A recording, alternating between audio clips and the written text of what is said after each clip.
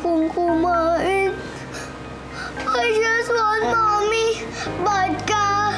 At sa labas ang mommy ko. Pero hindi mo ako pinakausap. I hate you!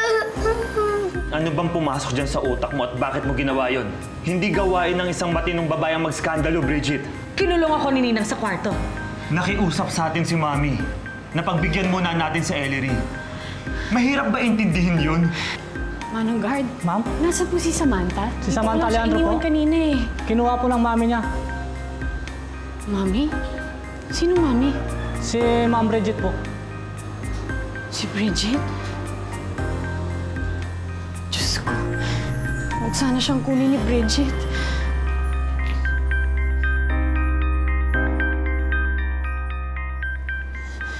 Samantha? Papa.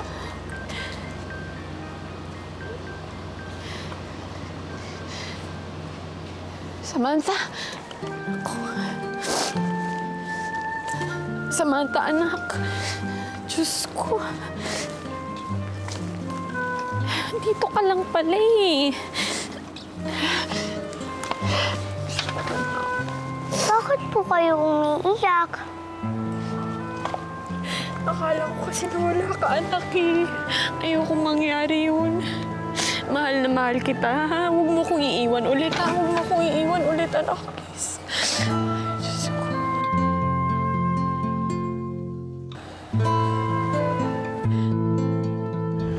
Ano ka ba, Bridget? May pagkakataon ka nang kunin yung anak mo, hindi mo pa ginawa. Grabe ka naman, tita. Yung advice nyo, napakapalinghado. Makukulong siya, no? Loka! Paano siya makukulong? Eh, anak niya yun. Ay, oo nga, no? Eh, anak din naman yun ni Ellery, kaya meron pa rin siyang criminal liability. Ano ba ibig sabihin ng criminal liability na yun? Nabasa ko lang yun sa comics. Tumigil na nga kayong dalawa. Siyempre, hindi ko naman gagawin yon.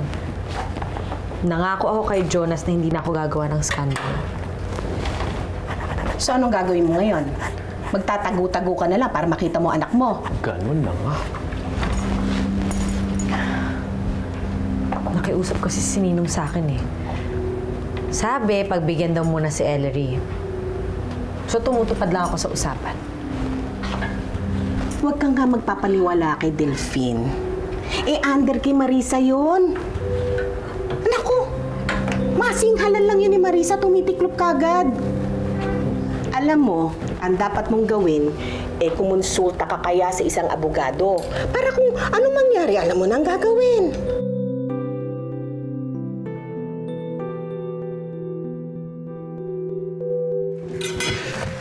Thank you. Good morning. Si Ellery, ha? Maaga silang umalis ni Sam. Hinatid niya sa school. Ha? Baka mapagod yun, ah. Kaya na ba niya? Marisa, marami tayong scheduled check-ups para sa kanya. And we're not really sure kung talagang she's well enough, ha? Delphine, nalilibang ang anak mo sa pag-aalaga kay Sam. Mabuti nga yun eh, may pinagkakaabalahan siya. Hindi yung nagbumukmuk siya dito sa bahay. Buti na lang nasa akin na si Sam. Ex? Yeah, please. Marisa, kailangan din natin ibalik si Samantha kay Bridget. Kumbaga hiraman sila o nag-share silang dalawa sa bata. May araw para kay Ellery at may araw para kay Bridget. Anong akala mo sa apo ko?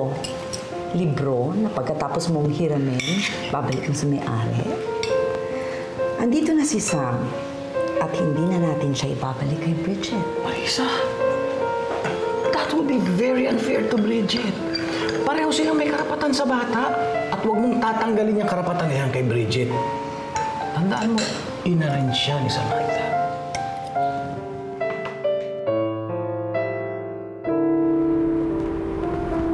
Hi. How's your day? Quite good. Marami lang ginagawa. Buti nakabalik ka na dito. Jonas, gusto kong kumausap ng lawyer.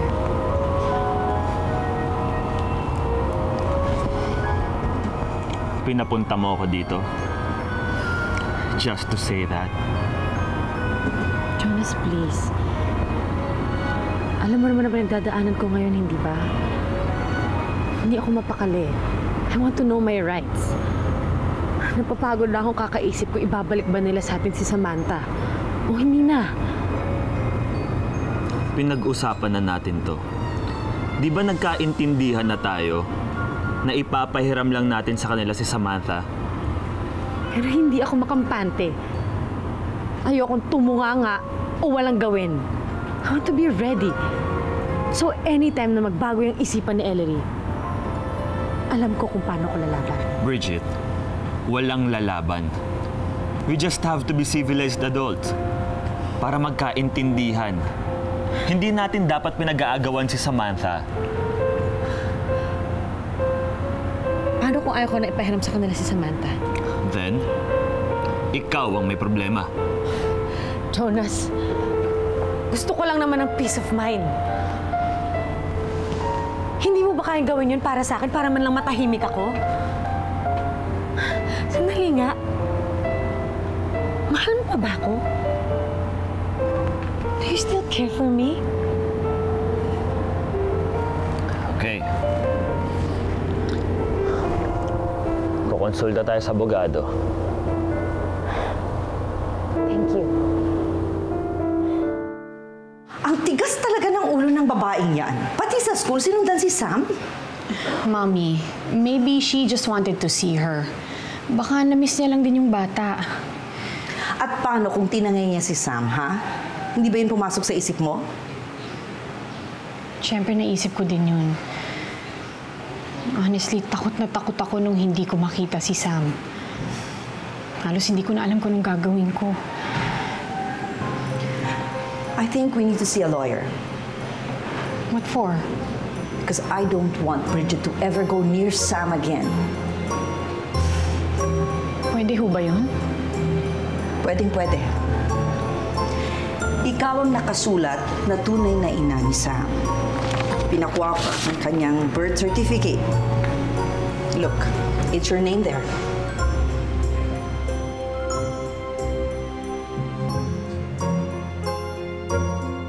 Kaya wag ipangalandakan ng Bridget na yon na porket siya ang nanganak at nagpalaki kay Sam. Kung merong tunay na ina si Sam, ikaw yon, Ellery.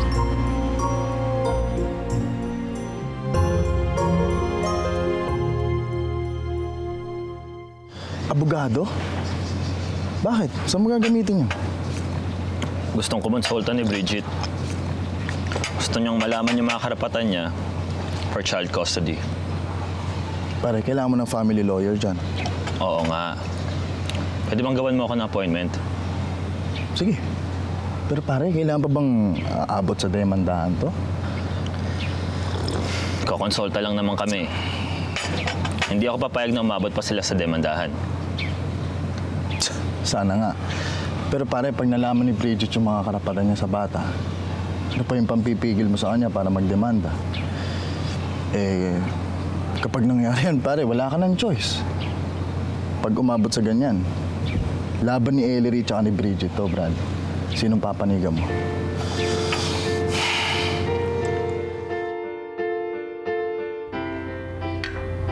Pa? Mukhang good mood ka ngayon, ha? Pumayag na kasi si Jonas na kumausap ako ng lawyer. Ay, talaga? So, I'll see you in court ng drama nyo, ganon? Siguro.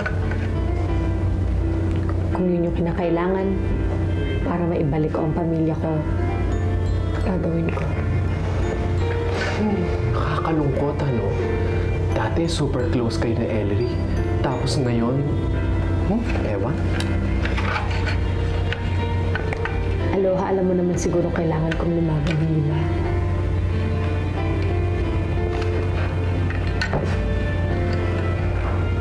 Ayoko naman dumating yung panahon na pati si Jonas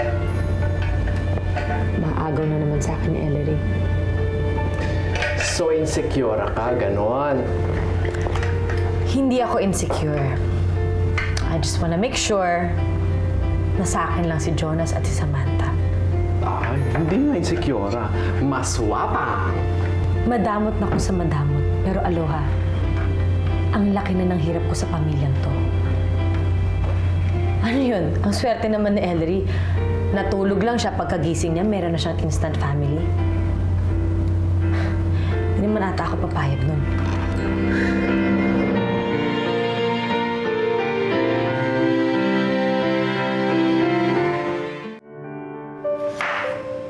Okay na yan. Ihanda mo na yung dressing na ginawa ko kanina. Yes, ma'am.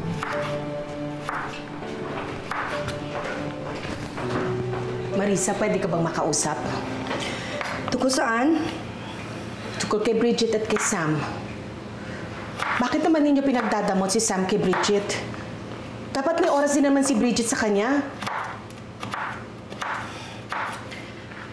Laila, alam mo naman na kailan lang nagkasama si Sam at saka si Ellery. Kung mangyayari yon, lalong hindi magkakalapit yung dalawa.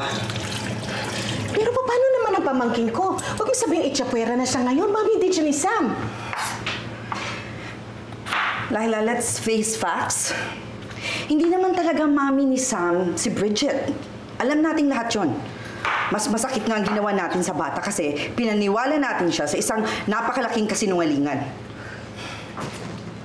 Anong kasinungalingan? Makinig kang mabuti ha, Laila. Wala namang pinag-iba si Bridget sa isang yaya. Tagapag-alaga lang siya. Maliban doon, wala na. Kaya wag mo nang ipipilit yung sinasabi mo. Wala kang kwentang tao. Yan pa maririnig ko pagkatapos ng sakripisyo ng pamangkin ko? Quits na lang tayo. Bayad na siya sa utang niya sa amin ni Delphine.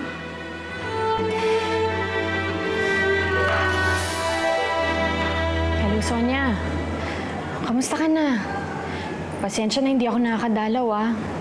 Nandito kasi si Sam, eh. Alam mo naman, marami akong kailangang bawiing oras sa kanya. Oo, sige, kayo na lang ang dumalaw dito. Sige, ah. Salamat. Bye-bye.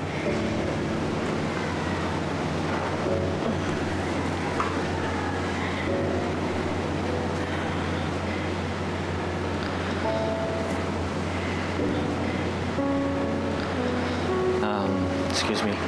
Hinahanap ko kasi si Sam. Nandito ba siya?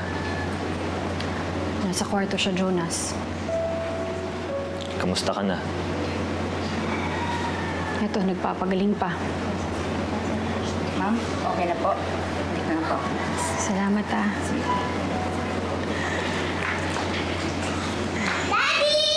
Sam! Hello!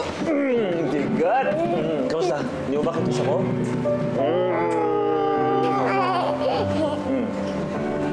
Daddy, si Mommy, kasama mo ba po siya? Hindi eh. May ginagawa siya. Kailan po kami magkikita? Namimiss ko na siya eh.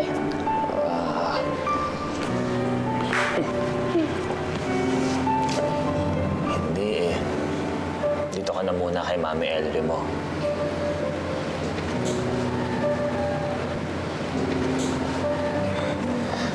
Teka, tulungan kita. Ano? Sam, tulungan natin Mami Ellery mo, ha? Doon ka sa kabila niya. Sige na, Sam. Sige, subukan mong maglakad ngayon. Dahan-dahan.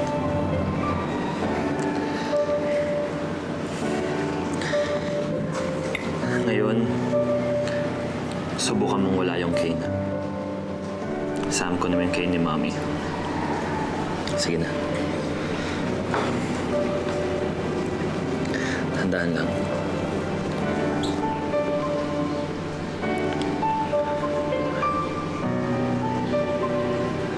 Good.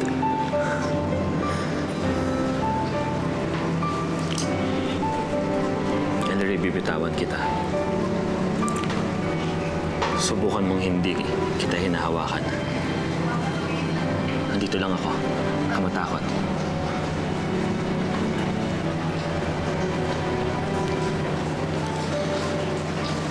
Dahan-dahan lang.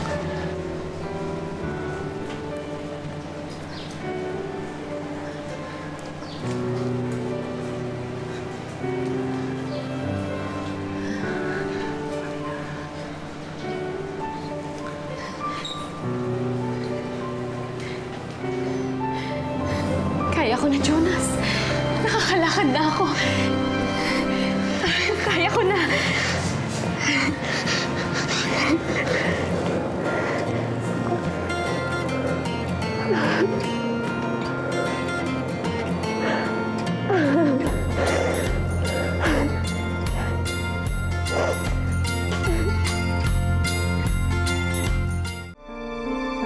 Yes, Attorney Bautista. Oo, magpapaset lang ulit ako ng appointment sa inyo. I just need to consult with you. And just to give you a glimpse of my plan, ano ba yung pwede kong kasong isampa sa isang tao para pigilin siya na lumapit sa akin? Okay, I won't beat around the bush. Alam mo ang tinutukoy ko. Gusto kong pagbawalan ng korte si Bridget Alejandro na lumapit pa sa apo ko.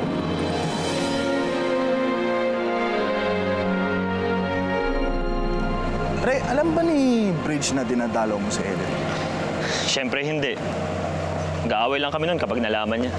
Pare, hindi mo tatagal yung sikreto mo na yun.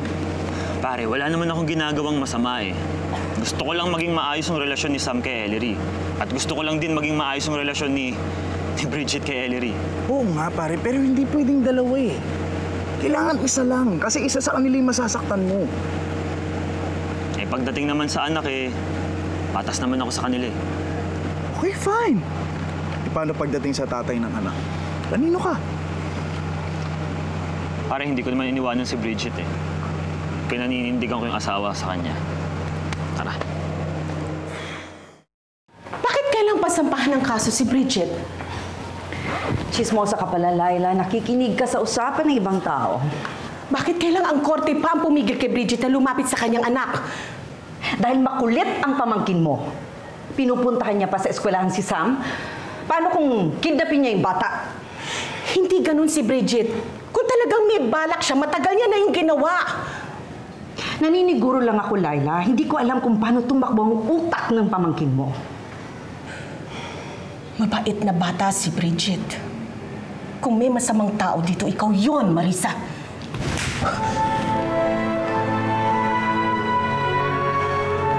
May pinagmanahan pala ang pamangkin mo. Katulad din siya ng tita niya na ingrata! Lumayas ka!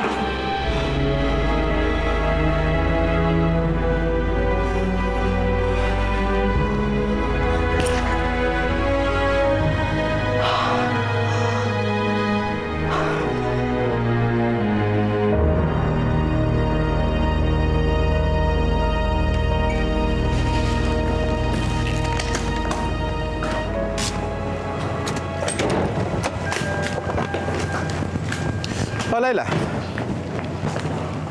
Aalis na ako dito, Delphine. Ha? Bakit? Hindi ko na matiis ang ginagawa ng asawa mo sa pamangking ko. Laila, sandali. Mag-usap muna tayo. Huwag na, Delphine. Nakapag-desisyon na ako. Salamat na lang sa pagkupkup ninyo sa amin ni Bridget. Laila, sandali. Pag-usapan natin to. Ano ba talaga nangyari? Huwag na, Laila! Delphine! Utang na loob! Tanungin mo na lang si Marisa! Laila!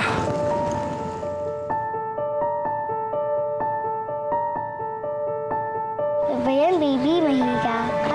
Tapos, gusto mo na lahat ng oxygen. Sige, sleep na kayo, babies. Sige, lagay natin sila dito, ha? Para matulog na yung babies mo. Tapos tatabi ako sa kanila, ha? Okay. Sige. Tabi ako sa kanila.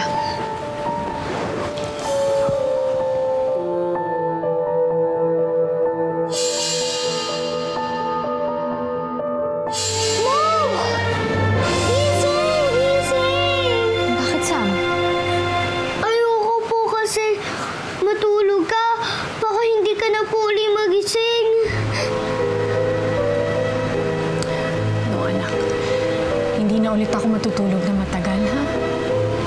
Dito lang ako sa tabi mo, hindi kita iiwan, ha?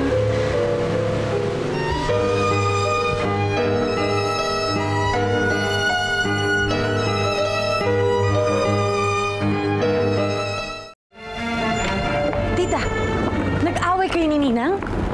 Oo, nag-away kami. Iniwan ko na silang lahat doon. Ay, what happens? Di siyempre din nagsampalan kami. Ay, bongga. Ang ganda ng eksena na yan. Nagsampalan kayo? Bakit kayo nagsampalan ni Ninang? Naku, Bridget, huwag kang mabibigla sa sasabihin ko sa'yo. Balak ng bruhang Marisang yon nakasuhan ka. Ang gusto niya, pigilan ka ng korte sa pakikipagkita sa anak mo. Wow! Ano? OMG, nakakaloka. Ano ba naman kayo ni Laila para kayong mga bata?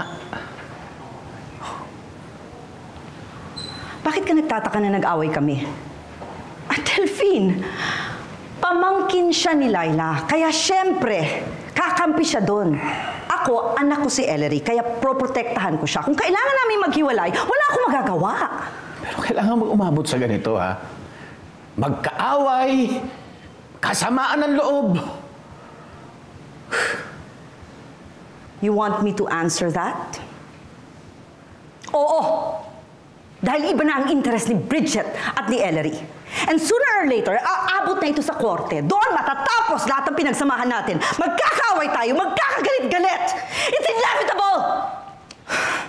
Kasi pinayagan mong mangyari ang lahat. Kasi ikaw ang nagdedesisyon para sa anak mo. Kasi pinagbawalan mo si Bridget kay Samantha! Bridget is a threat to us. Ginagawa ko ito dahil mahina pa ang anak natin. Hindi pa niya kayang lumaban. Lumalaban ako para sa kanya. Because no one will do it for her except me. Mami, Daddy, ano ba nangyayari dito?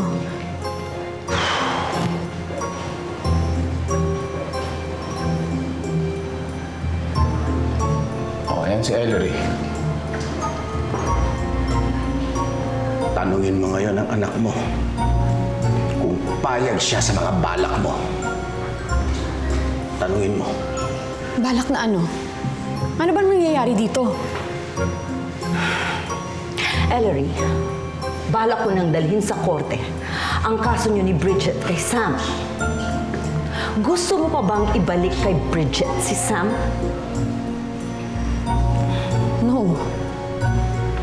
Hindi ko na siya ibabalik kay Bridget. Akin siya. Anak ko siya, kaya dito lang siya sa akin.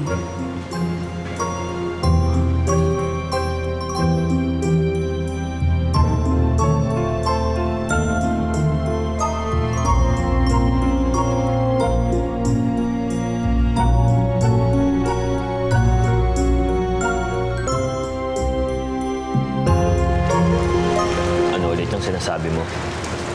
Tama ang dinig mo, Jonas. Gusto kong mag-file ng child custody kay Samantha. Ano na naman ba yung nakain mo? I'm not kidding, Jonas. Narinig na Tita Laila. Sasampahan ako ng kaso ni Tita Marisa. How can you be so sure about it? Hindi ganun kadali ang iniisip mo. Hindi rin sila basta-basta papayagan ng korte. Jonas, wala akong pakialam. Kung totoo man yun o hindi, gusto kong makasiguro na hindi nila makukuha sa akin si Samantha. Ngayon, kung hindi mo ako gustong tulungan, ako na lang kikilos mag-isa.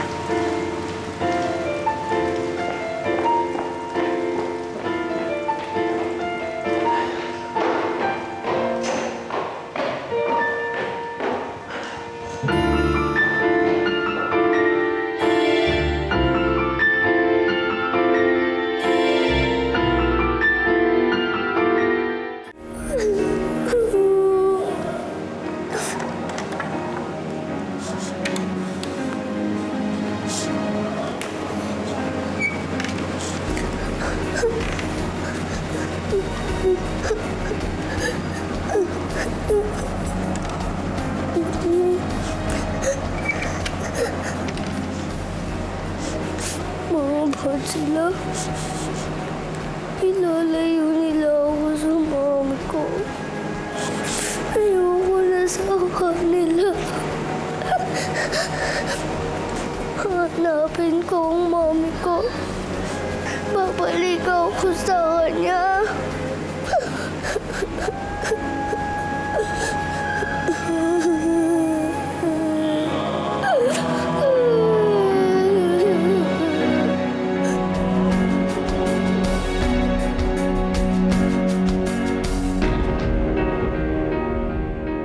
Nagbanta si Bridget. Bridget na hindi siya uurong. Pero Ellery, ikaw ang biological mother ni Samantha. From what I know of the law, ikaw lang ang may karapatan sa kanya. You have no right sa bata eh. Pero si Jonas, meron. Asawa mo na ngayon ang ama ng bata. So kung talagang gusto mong makuha si Samantha, humingi ka ng tulong sa asawa mo. Tutulungan kita. Kung kinakailangan araw-araw ako pumunta rito, gagawin ko. Mamahalin ka ni Samantha. Pangako. Nasaan na ang iyong pag-ibig na